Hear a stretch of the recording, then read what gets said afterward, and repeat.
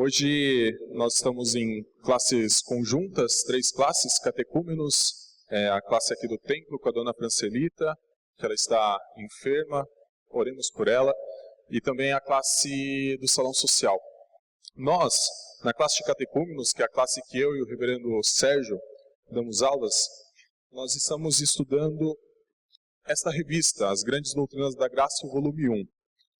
A nossa lição de hoje é sobre a existência de Deus. E a ideia de tratar ela também com a classe em conjunta é a relevância do assunto para o tempo atual. Então hoje eu dividirei essa aula em 3 momentos. O primeiro, onde nós vamos rejeitar algumas coisas do naturalismo ou do evolucionismo, que afirma a não existência de Deus. No segundo momento a gente vai passar por um aspecto de alguns argumentos para a existência de Deus. Eu tentarei fazer esses 2 momentos em cerca de 40 minutos. E os 20 minutos finais eu vou tentar deixar para a gente fazer uma linha de argumentação, fazer um esquema de como argumentar em relação à existência de Deus. E nesse momento eu vou precisar muito da participação de vocês, principalmente respondendo perguntas e caminhando de acordo com o nosso raciocínio. Então, vamos começar primeiro com uma oração. Senhor Deus, ó Pai, te damos graças por este dia, te damos graças pelo acesso que temos à sua palavra e principalmente pelo Senhor trabalhar com o teu Santo Espírito em nossas vidas. Pedimos isso nessa manhã, que o Senhor nos ajude a compreender a sua verdade, ilumine nossas mentes para este assunto que é de tamanha relevância, mas ignorado muitas vezes pela nossa sociedade. Ajuda-nos a ter um coração sincero e uma mente desejosa de conhecer a tua verdade. No nome santo de Jesus Cristo que oramos. Amém. Meus irmãos, então, apenas a título de introdução, nós veremos alguma coisa sobre que a existência de Deus é a grande afirmação pressuposta pela Bíblia. E a ideia de afirmação pressuposta é: a Bíblia não se preocupa em discutir a existência de Deus. Para ela, a existência de Deus é um fato. Deus é um fato para a Bíblia. A Bíblia não fica explicando qual a origem de Deus. Ela assume Ele como eterno e como sem princípio e sem fim. Se nós olharmos para Gênesis 1:1, vai ter lá: no princípio criou Deus os céus e a terra. Só se preocupa em explicar como é a criação do mundo. Deus, por não ser criado, por ser criador, por ser eterno, não tem princípio e nem fim. E a Bíblia não vai discutir isso em momento algum. Para a Bíblia, Deus é um fato. E ela não vai se preocupar em responder a essas questões. Mas nós muitas vezes nos confrontamos com pessoas que tentam dizer que Deus não existe. Principalmente aqueles que se julgam ateus, que se dizem não acreditar na existência de um ser superior. Mas nós precisamos responder a essas pessoas. É um compromisso do cristão, principalmente no período atual, dar uma resposta a uma sociedade. E uma resposta que influencie, que faça diferença. E nós queremos hoje, com essa aula, tentar, a partir de argumentos racionais, e acreditamos em argumentos racionais, que a nossa resposta de que Deus existe, ela é plausível. E ela deve ser aceita. Francis Schaeffer, que é um dos autores que eu vou trabalhar nessa aula, ele diz que nós, cristãos, temos a única resposta. E não são várias respostas, mas a única. E a ideia é a gente evoluindo nesse aspecto. Então, é somente assunto de fé ou a partir de argumentos racionais podemos explicar a existência de Deus? Será que é alguma coisa restrita somente à fé? Ou será que podemos ter aspectos e talvez até mesmo fatos que expliquem a existência de Deus? E nós vamos tentar mostrar que a fé é a resposta última. Sem a fé, sem o Espírito Santo trabalhar no coração de uma pessoa, essa pessoa nunca vai acreditar em Deus. Mas nós acreditamos que mesmo assim há argumentos possíveis, muitas vezes provenientes até mesmo da criação, para responder a essa pergunta sobre a existência de Deus. A fé é necessária para que se aceite então a existência de Deus. Mas qual a base para esta fé? Crer irracionalmente não é ter uma fé saudável. E a ideia aqui é principalmente na nossa conversa com outras pessoas. A ideia do extremismo e falar assim, não, eu creio porque está na Bíblia e acabou. Temos que ir além, muitas vezes. Temos que argumentar com essas pessoas. E a ideia dessa aula é justamente isso. Termos argumentos para confrontarmos, muitas vezes, aquilo que fará diferença na vida da pessoa. Nós não confrontamos apenas para vencer uma disputa, vencer um debate. A ideia é que no momento em que afirmamos a existência de Deus, queremos mostrar que há algo além do desespero que acontece na sociedade, de não ter solução e muitas vezes pensar que a vida não tem sentido. Para nós cristãos, a vida tem sentido e ela depende unicamente de Deus. Mas a gente acredita mesmo que o único árbitro da fé continua sendo a revelação. E partiremos sempre dela. Então, nesse primeiro momento, depois dessa introdução, eu quero só tratar um pouco sobre a irracionalidade do naturalismo. E isso, eu coloco esse título por conta da revista do reverendo Leandro, que é um dos subtítulos que está na lição 6 sobre a existência de Deus. Então, a irracionalidade do naturalismo, e eu parto da existência... a letra, vocês estão enxergando a letra? Está tranquilo? É que para mim está muito pequena aqui. Parte do princípio que o naturalismo e o evolucionismo são a mesma coisa, ou são sinônimos, principalmente na tentativa de explicar a existência do homem sem assumir a ideia de algo sobrenatural ou de alguém sobrenatural, sem existir a ideia do divino. Então, para nós, o naturalismo ele é sem sentido. E por quê? Se aceitarmos que tudo é obra da evolução, do acaso, veremos que não vamos para lugar algum e partimos de lugar nenhum. A ideia é ter uma vida sem propósito. Se assumirmos que não há um Deus, se assumirmos que não há algo superior a nós teremos que dizer que a nossa vida não tem sentido, não tem razão. Nascemos sem um propósito, morreremos sem um propósito, sem ter algo definido. Além disso, tudo sem um propósito. A matéria inanimada passou a ser animada sem um objetivo. E aqui há uma das falhas que a gente vai tentar fazer no último momento.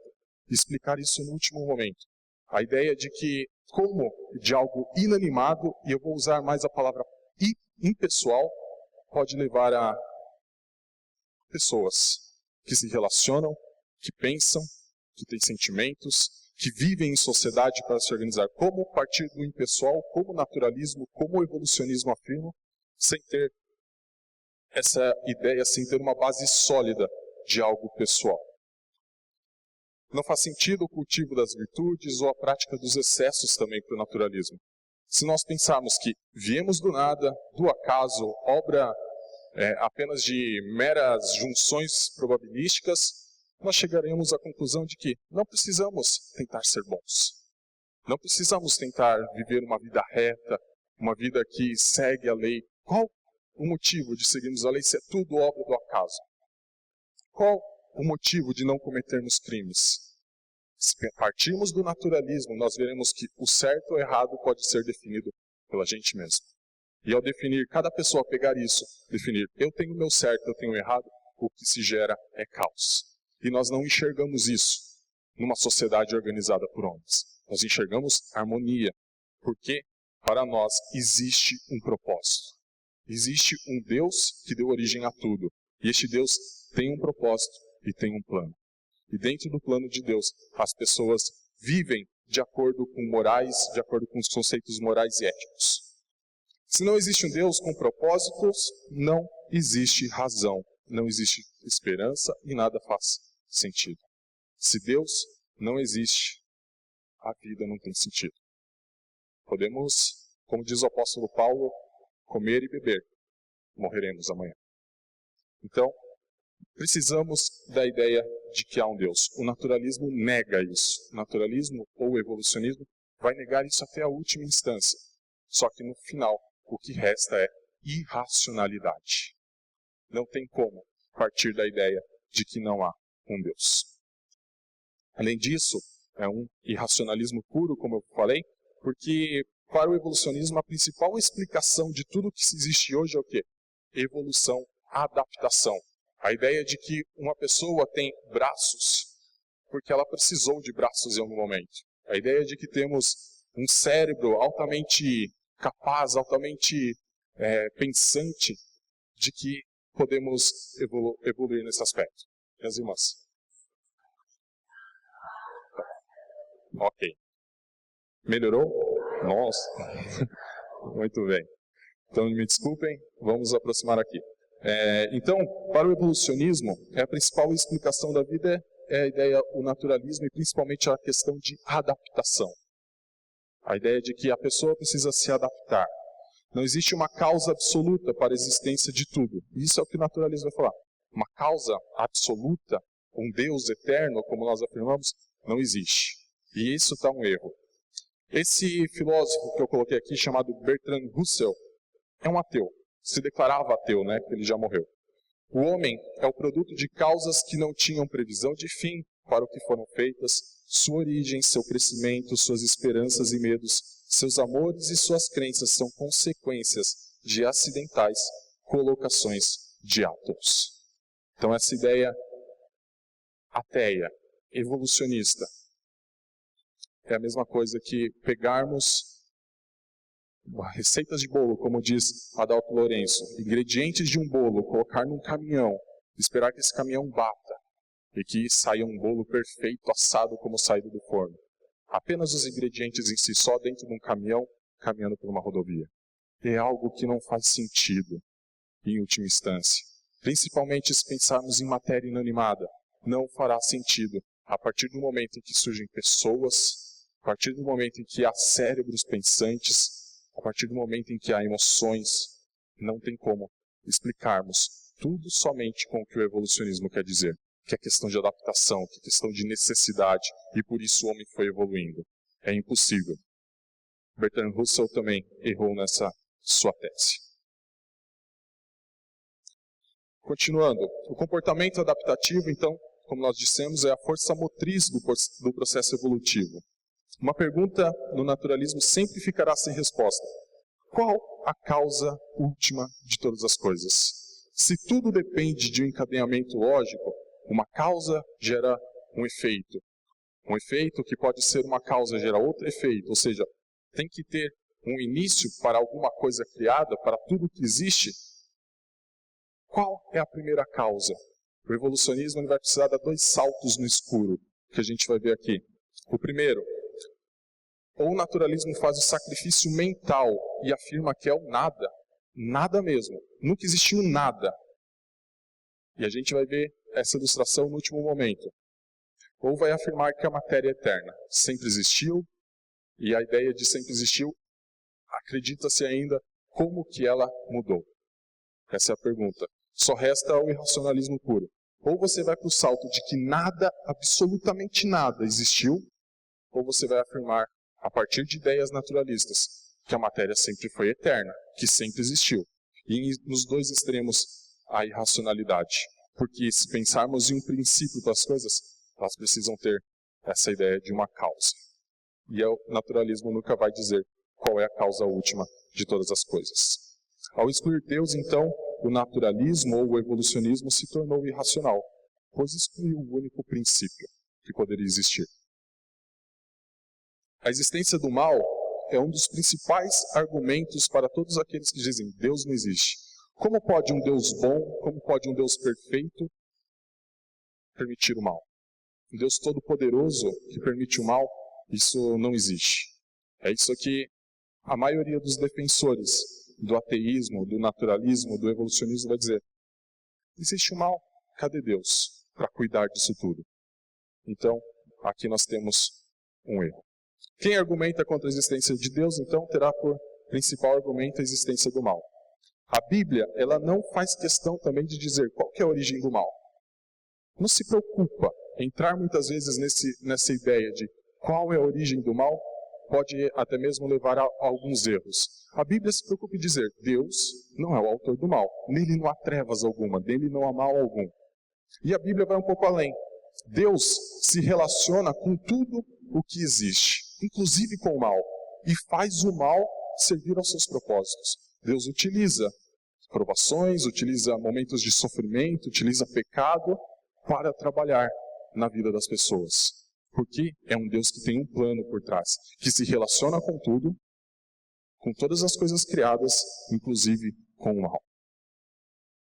A Bíblia não fala então sobre a origem do mal, e acreditamos que todas as coisas existem para a glória de Deus, e que Ele sabe lidar com elas, inclusive com o mal.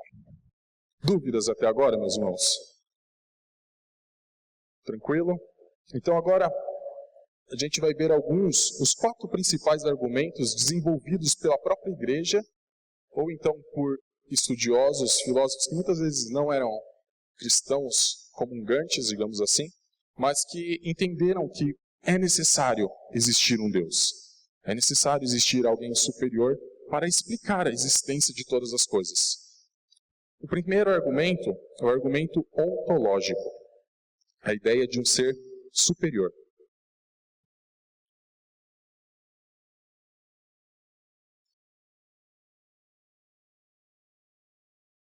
Esse argumento ontológico que exprime tem que ter alguém superior no universo, ele vai dizer que todos têm a ideia do divino em si mesmo. Não há nenhuma pessoa que não tenha a ideia do divino. Se você falar em Deus, provavelmente, apesar dele negar, ele vai pensar em alguém que é infinito, em algo que é infinito. Muitas vezes não vai pensar na ideia nossa de cristianismo de pessoa, como um Deus pessoal, mas numa força, mas vai pensar numa força infinita. A ideia de que existe um senso do divino, existe a noção do divino intrínseca a todas as pessoas, é este argumento ontológico. Todos, inclusive não crentes, inclusive ímpios, vão acreditar. Acreditar não, mas vão ter a noção, ter a ideia de que precisa ter algo superior. Geralmente como um ser superior e infinito, essa é a ideia. E um dos principais proponentes dessa ideia, desse argumento ontológico, foi René Descartes. Ele afirma que era impossível que qualquer homem tenha criado a ideia de Deus. Como um homem criou a ideia de Deus? Como seria o início? Qual seria o motivo? Ele viveu no século XVII, final do XVI, início do XVII. Descartes também era um matemático, então para ele as coisas tinham que ter uma lógica. E principalmente dentro da lógica de causa e efeito, ele fala, precisa ter algo infinito. Não é possível definir nada sem a ideia de que essa ideia de um ser infinito, um ser superior, tenha surgido, alguém tenha criado. Ela sempre existiu e existe em todos. Tanto é que se nós entrarmos em qualquer aldeia que nunca teve contato com uma sociedade, vai se encontrar essa aldeia praticando cultos ou adoração a deuses que eles acreditam ser infinitos. Nós vamos também refutar essa ideia de deuses, mas no final. O argumento cosmológico, toda causa tem um efeito. A ideia de que Deus é a causa de todas as coisas, inclusive a causa de si mesmo. Esse argumento cosmológico vai sempre partir do início. Uma causa tem um efeito. E a ideia da física mesmo. A maioria dos filósofos do século XVII e do século XVI eram muito ligados a essa área de matemática, de física, só que todos eles, em seus cursos ou no cursos que desenvolveram, as matérias iniciais eram filosofia e muitas vezes até mesmo teologia. E eles desenvolveram isso além, levando a ideia de que uma causa dá origem a um efeito. Nós, como cristãos, conseguimos afirmar que Deus não tem uma causa que lhe deu origem. Ele é a causa de si mesmo, pela sua eternidade, por ele não ter princípio e por ele não ter fim. Sempre viveu dessa forma e sempre viverá, sem ser um Deus criado, nem mesmo pela mente do homem. Esse é o argumento cosmológico. Tranquilo esses dois argumentos, meus irmãos? De verdade? Então, sigamos. O argumento teleológico, e ele tem um forte proponente que é Tomás de Aquino, ele vai dizer que há propósito em tudo que existe. Tudo que existe tem um objetivo, tem um propósito. E aqui surge principalmente a ideia de que no mundo há harmonia. Nós não vivemos num mundo caótico, onde as coisas não têm relação entre si, onde as coisas não interagem entre si. Por exemplo, eu coloquei 2 exemplos aqui. A harmonia no ciclo das chuvas? Nós sabemos, tem rio, tem mares, a água evapora, condensa, chove, e perpassa esse ciclo nessa harmonia há milhares de anos, desde a criação do mundo. Com harmonia. O DNA humano, ou o corpo humano, perfeitamente ilustrado, braços com suas funções, que respondem ao comando de um cérebro, coração que bombeia sangue para todo o corpo ter vitaminas, no caso, mas principalmente por poder respirar, para levar oxigênio ao corpo. Estamos lá, numa harmonia perfeita. O corpo humano. O DNA também, a forma como se replica, as cadeias infinitas que estudam e não se esgota de tanto estudar, tudo numa relação harmônica. Agora pensar, como que isso surgiu do caos, sem ter uma causa final? Como as coisas em sua harmonia, e nós acreditamos que ainda assim há influência do pecado depois, mas Deus sustenta, e a palavra de Hebreus é que Jesus Cristo sustenta todas as coisas com a palavra do seu poder. Nós enxergamos a harmonia. É necessário ter alguém que criou tudo isso e alguém que tem um propósito. As coisas têm propósito, as coisas têm harmonia. O ser humano tem um propósito. E o principal propósito da vida do ser humano é glorificar a Deus e se alegrar nele para sempre. Como diz nosso catecismo breve na sua pergunta de número 1. Então, tanto o funcionamento do corpo, como os ciclos das chuvas, tudo isso expressa organização, propósito, harmonia. A organização do universo pressupõe, então, o quê? Um ser inteligente e com propósitos definidos. Alguém que planejou o universo. Não tem como existir todas as coisas que enxergamos, tudo que vemos, sem pensar na ideia de que há um ser superior, inteligente, com propósito e capaz de fazer todas as coisas. E a ideia é que nós afirmamos, um ser todo-poderoso, que pode fazer as coisas da maneira como quer. E mesmo que exista o mal, consegue se relacionar com ele e fazer o mal trabalhar para a sua própria glória. Nós afirmamos isso. Essa é uma das razões da nossa fé. Um Deus todo-poderoso e inteligente e que pode criar as coisas como ele bem quiser. Então, a organização do universo, essa harmonia, pressupõe a necessidade, é necessário a existência de um ser inteligente, de um ser superior. E aqui, principalmente o criacionismo científico vai dizer que há um design inteligente que pressupõe um criador inteligente. Todas as coisas, nós pensamos assim, quando vemos uma obra de arte, quando vemos um quadro de Caravaggio, de Leonardo da Vinci, desses autores, lá tem a harmonia que ele quis dar para o quadro. É necessário um artista para fazer aquilo dessa forma. E o maior de todos os quadros, a criação, com a sua coroa, que foi o homem, precisa de um artista, uma mente pensante e uma mente inteligente. Nós afirmamos que essa mente é o Deus do cristianismo. O argumento moral.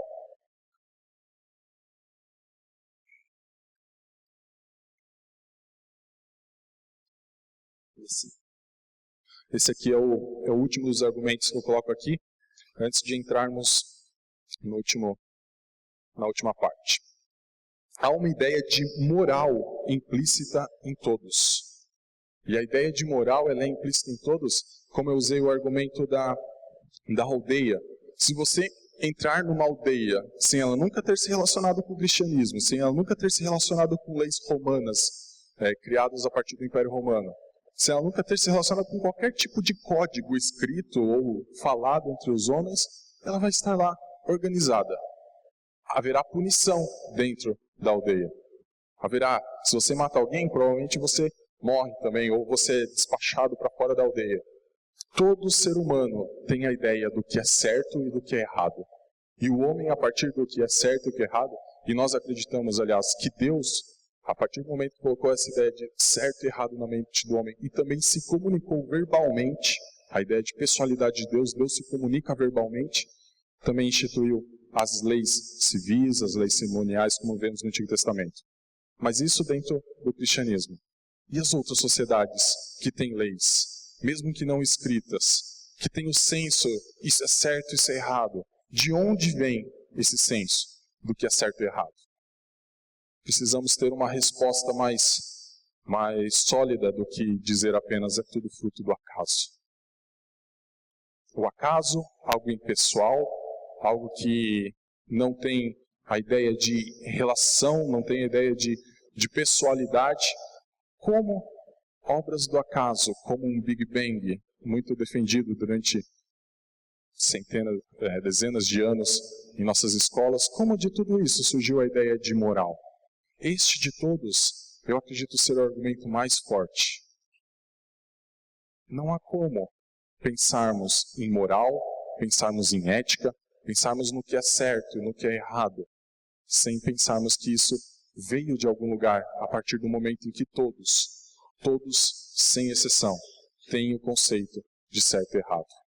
É claro, pode mudar muitas vezes. Para um psicopata, muitas vezes matar é certo. Mas ele lá no fundo tem um conceito de que é certo e errado. Se inflige muitas vezes a família dele, ele vai lá e diz isso é errado. Todas as pessoas têm um senso ético, um senso de moral. Todos os homens têm essa noção de justiça, certo e errado. De onde vem tal noção? A moral não pode ter surgido em nós. Há a necessidade que Deus tenha implantado em nós. Esse senso, tanto do divino quanto da moral, há a necessidade de Deus ter colocado isso em nós. Meus irmãos, dúvidas, colocações? Este é o momento em que vamos entrar daí para a segunda parte da nossa aula. E essa eu preciso da colaboração de vocês. Porque a ideia é construir um argumento, e essa ideia eu tirei deste livro.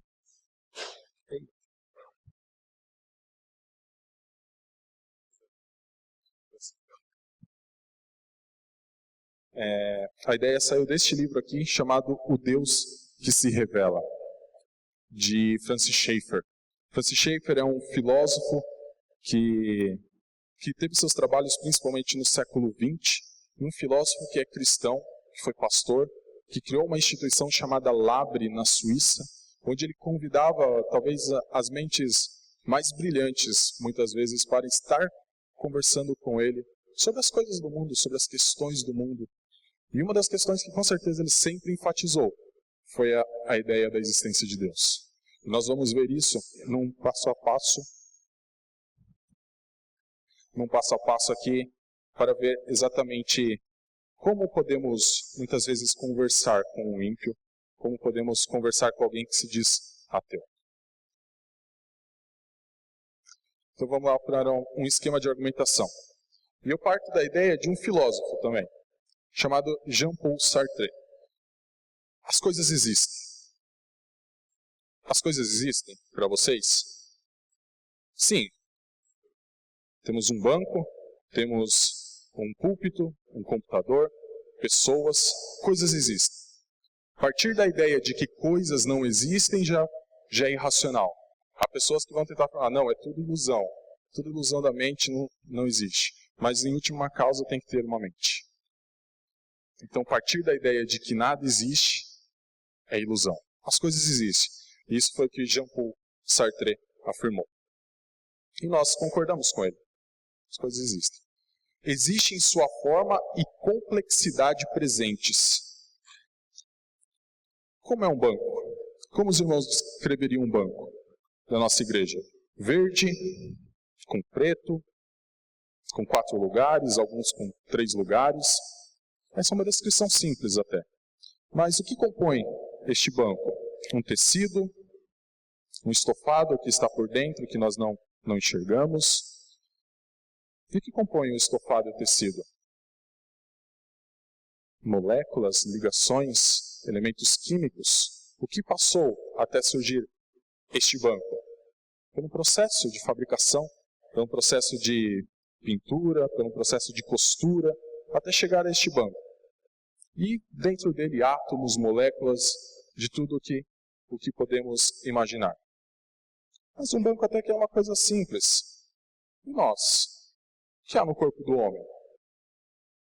Braços, pernas, cabeça, olhos, nariz. O que é mais interno? Um coração que bate de maneira regular, um pulmão que cumpre o seu papel, um cérebro altamente capaz, e que muitos cientistas vão dizer que até usamos muito pouco do que o nosso cérebro é capaz. Tudo isso formado pelo quê? Proteínas, por células que são formadas dessas proteínas, dessas gorduras, que utilizam carboidrato para dar energia. Obrigado, meu irmão. Que utilizam carboidrato para dar energia. Complexidade. E pensar como que surgiu o homem. Como que nasce uma criança? Da relação de seus pais, onde o espermatozoide fecunda um óvulo, surge um embrião. Esse embrião é uma célula pequena que vai se multiplicar, que vai formar tecidos. Há muita complexidade envolvida. Há muita forma envolvida. As coisas existem em tudo isso. Nós temos desde a simplicidade, que não é tão simples assim, de um banco, até a complexidade do homem, de DNA perfeito, que se reproduz, se replica, né? Ok. Então nós temos coisas que existem, coisas que são complexas, que têm formas, mas também nós temos diversidade nessas coisas. Temos. As coisas têm diversidade no que existe, em tudo que existe, inclusive homem, terra, mar. A complexidade, a diversidade. Nós concordamos com isso. A diferença nessas coisas. Sim. Qual que é a principal diferença? Para a filosofia. O ser humano é racional. O ser humano pensa, o ser humano tem emoções, o ser humano se relaciona. As outras coisas não. Até mesmo os animais não têm razão. A própria ciência afirma isso. Ok. Podemos classificar então coisas humanas, e a gente vai dizer só as pessoas mesmo, e o não humano. E o não humano inclui tudo que não é pessoal. Tudo que não tem essa ideia de razão. O que é o homem? Alguém me responde. O que é o homem?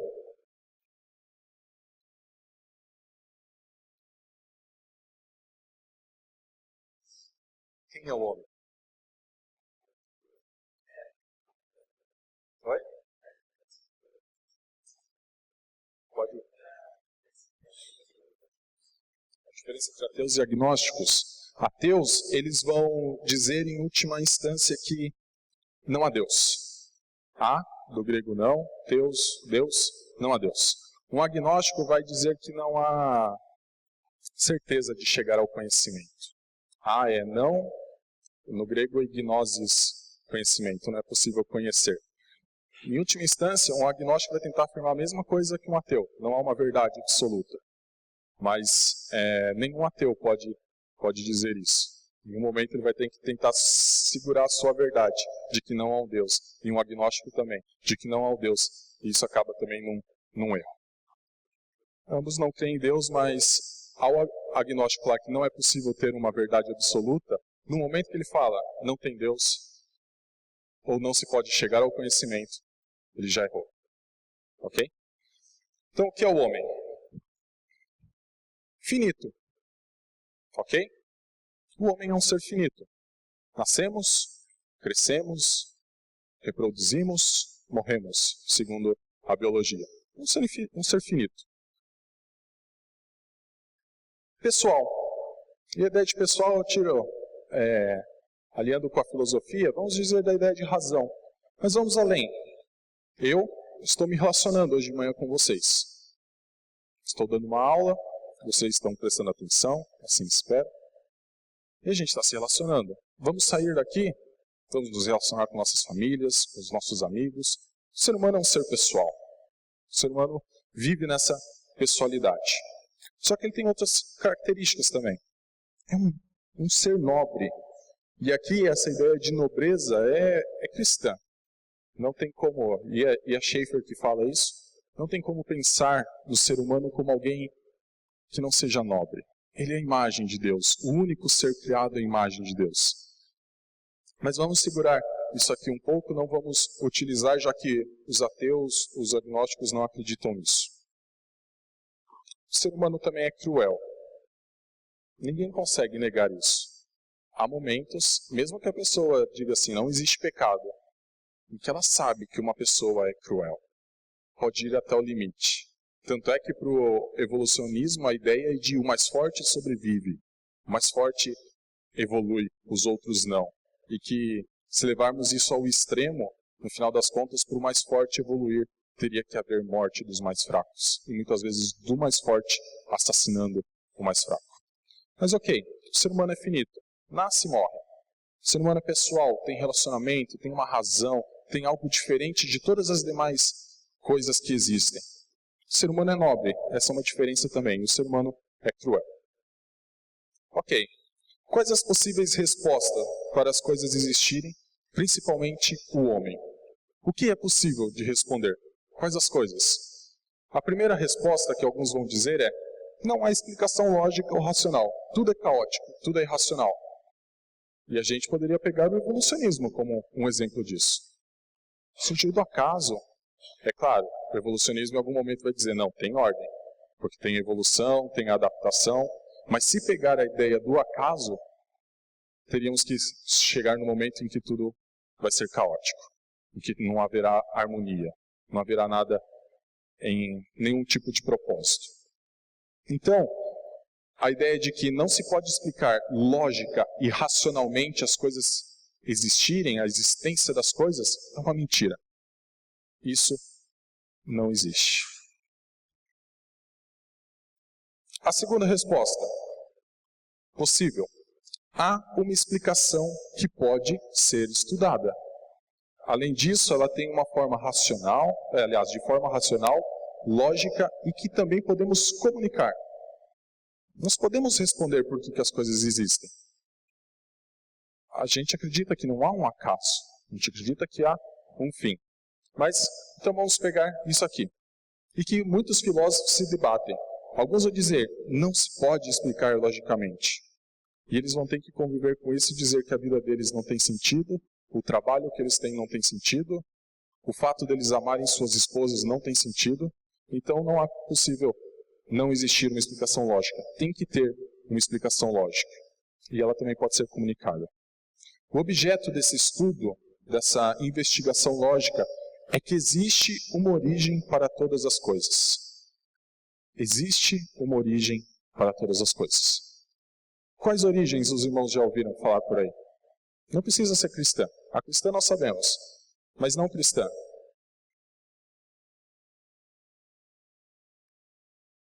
Deixa eu ajudar, é mais fácil. Big Bang. Todo mundo já ouviu falar? A explosão de uma nuvem ou de uma concentração de matérias, de acordo com alguns efeitos e causas, que gerou tudo que existe hoje, de acordo com algumas causas, né? O efeito seria a sequência. Big Bang, ok. É uma explicação lógica. Só que nós temos lá a existência de matéria. Existia uma nuvem, existia, sei lá, uma concentração de matéria, de energias, existia alguma coisa. Uma das possíveis respostas, o nada, de nada ou nada absoluto. Calma aí que eu já entro nisso. A outra, um começo impessoal. E por fim, um começo pessoal. Essas três respostas, elas podem ser logicamente investigadas. E a gente vai tentar investigar elas agora. Primeiro, a origem do nada, de nada ou nada absoluto. Esse círculo foi Francis Schaeffer que falou. Pensem num círculo. Olhem para aquele círculo lá. Tem algo dentro? Não. Não tem nada dentro. E agora? É o nada, de nada absoluto. Pensem no princípio, nada. A nossa mente não consegue pensar em nada. Mas pensem no círculo vazio e eliminem até mesmo a sua circunferência.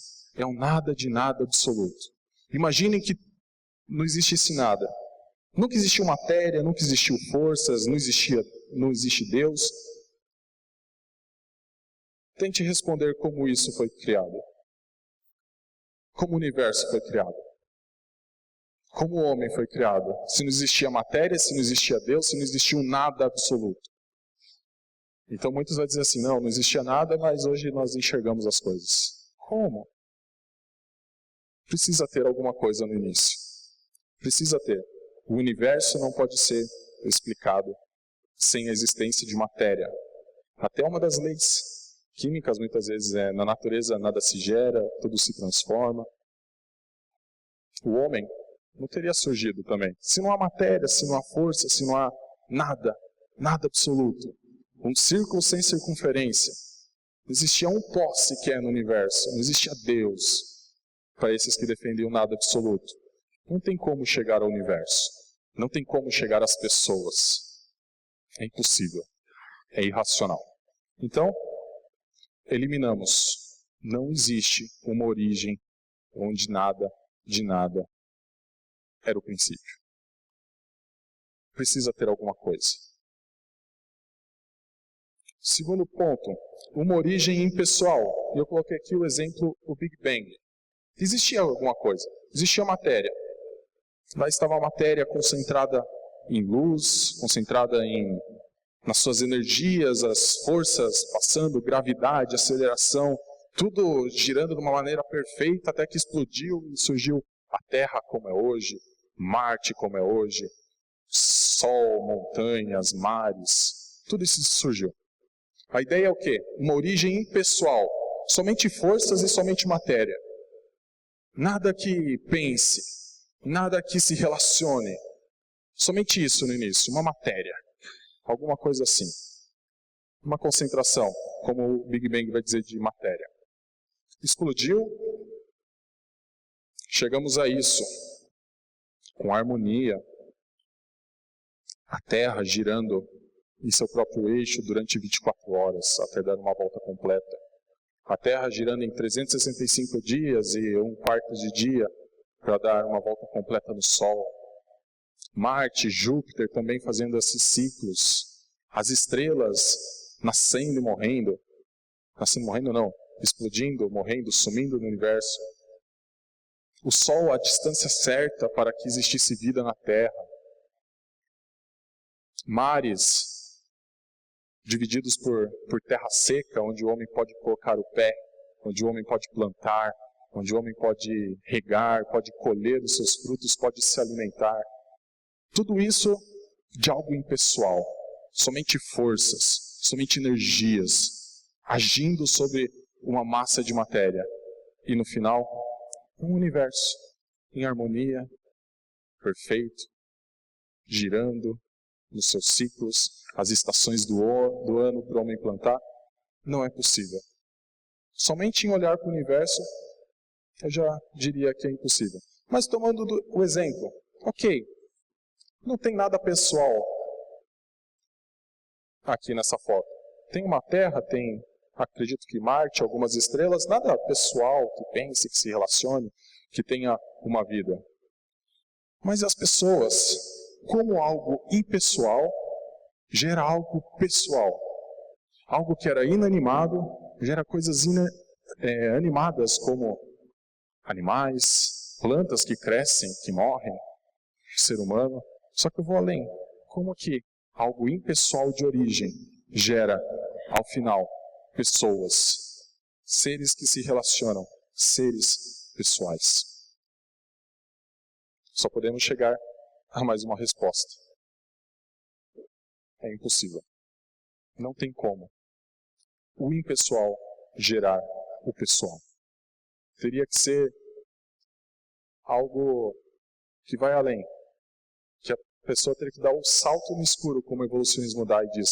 Não existia nada de nada. Ou existia uma matéria eterna. Qual a causa lá no argumento teleológico e no cosmológico? Tem que ter. Ok? Então, nós vimos, o nada absoluto, nada de nada de nada, não gera matéria, não gera coisas, não gera pessoas, não gera banco, não gera mar. Tudo bem, depois o banco foi desenvolvido pelo homem, vai dizer. Mas não gera mar, não gera terra. Não existe nada. Como que surge, se não existia nenhuma força atuando? O nada impessoal. Existiam forças atuando na matéria. Como que gera harmonia? Como que gera seres pessoais que se relacionam? Não é possível também.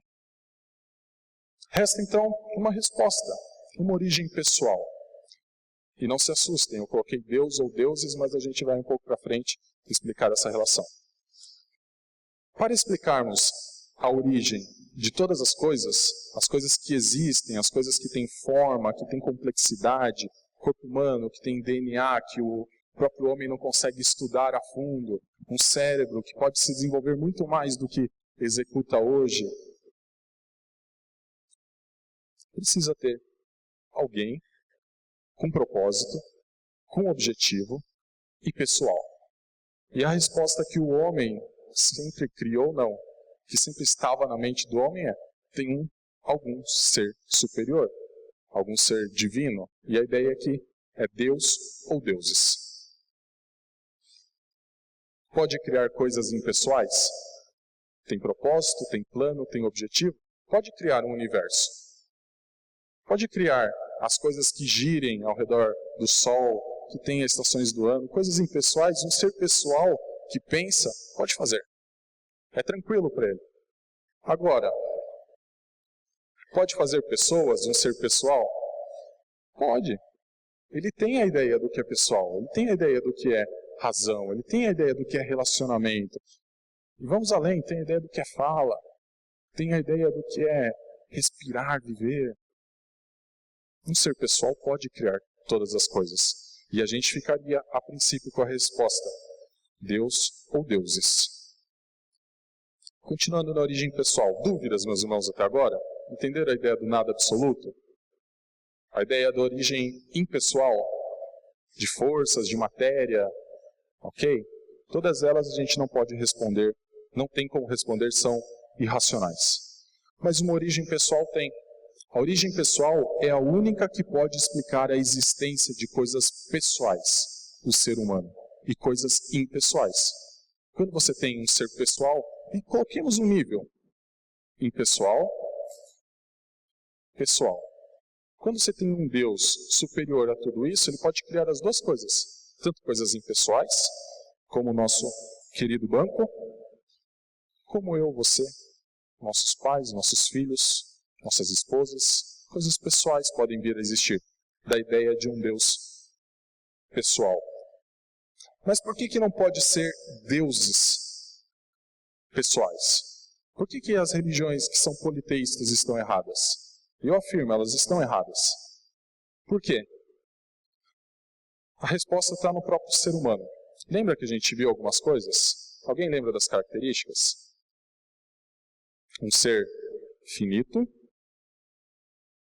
um ser pessoal, nobre e cruel.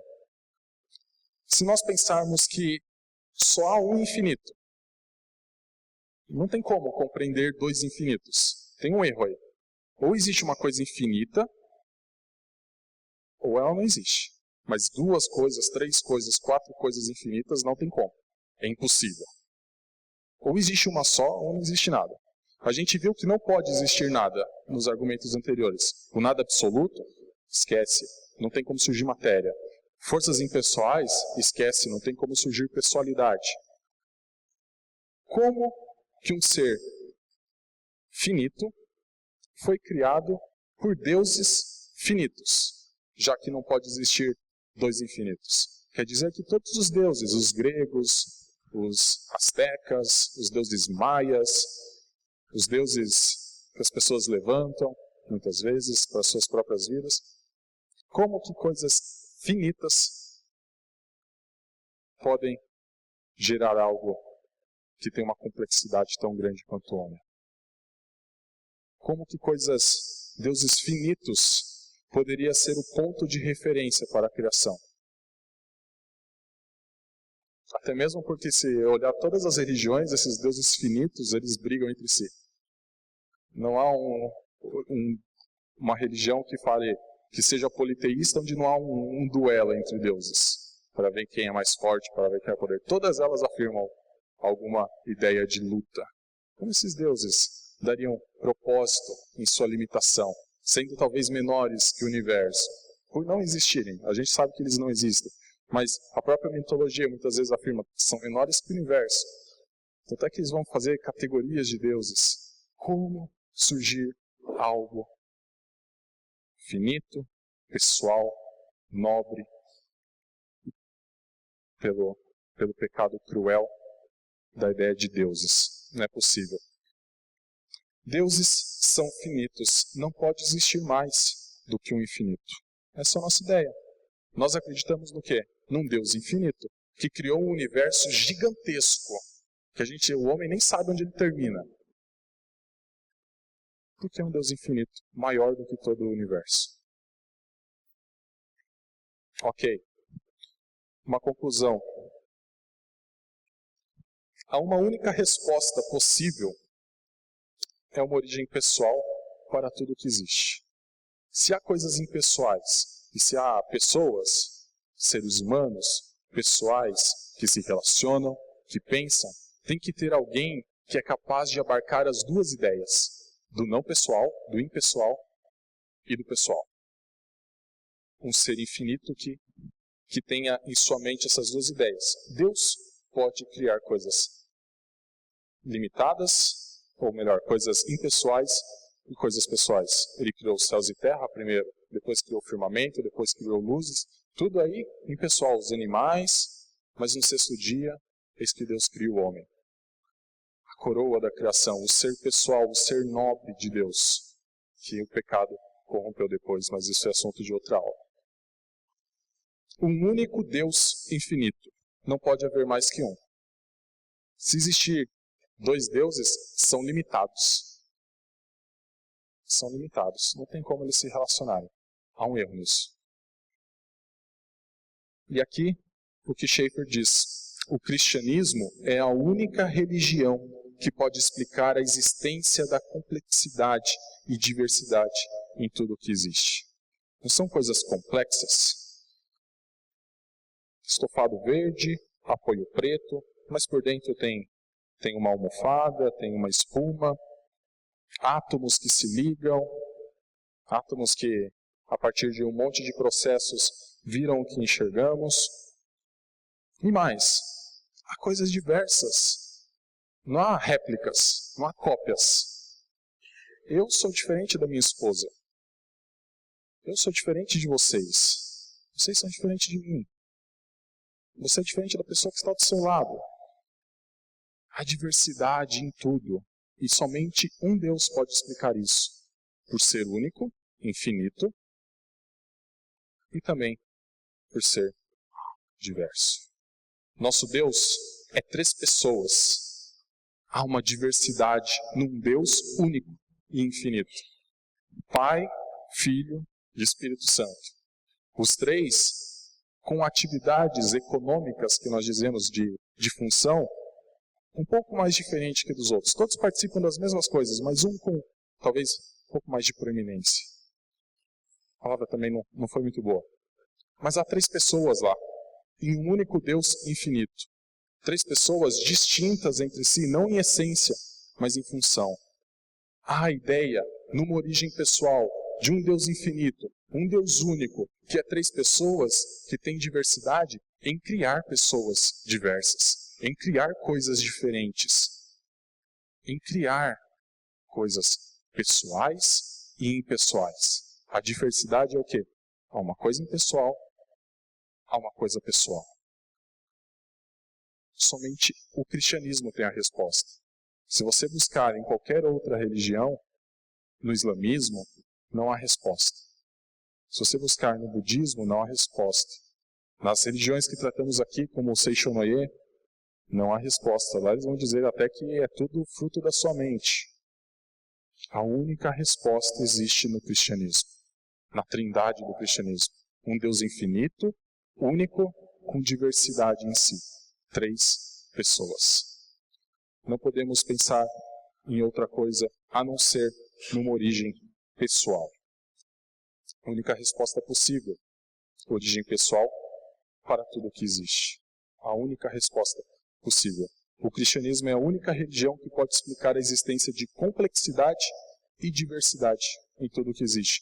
Nosso Deus é três pessoas que subsiste em uma unidade infinita.